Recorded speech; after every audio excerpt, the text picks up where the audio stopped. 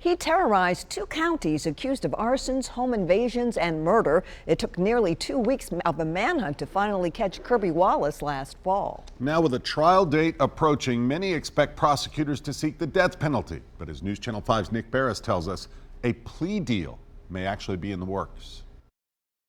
I've learned that Kirby Wallace and his attorney met with prosecutors today to discuss a possible plea deal. He's seeking a life sentence without parole instead of the possibility of a death penalty at trial. We know some family members of the victims made their feelings quite clear during Wallace's arraignment last year. Watch you guys, Kirby. Be waiting. Watch. Wallace is currently charged with 20 felony counts, including 2 for murder in Stewart and Montgomery counties. Police say this stems from his murderous rampage in fall of last year, one that had citizens living in fear.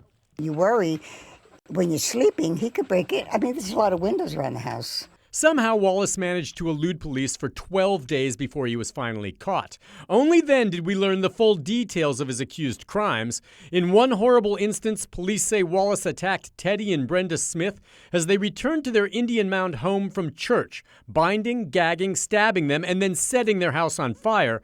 Brenda Smith died. Wallace is also charged with the murder of Joseph Morford in Montgomery County. So how did he avoid capture for nearly 2 weeks? Stewart County Sheriff Frankie Gray.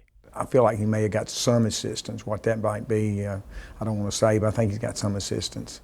Any plea deal will depend on what Wallace shares with investigators. For one, they want names of anyone who helped him while on the run and details. They also want him to tell what happened to the black Chrysler he's accused of stealing from the Smiths, as well as any other items or cash he stole during his crime spree. It's just another link that corroborates the whole crime. It tells the whole story, so it's important.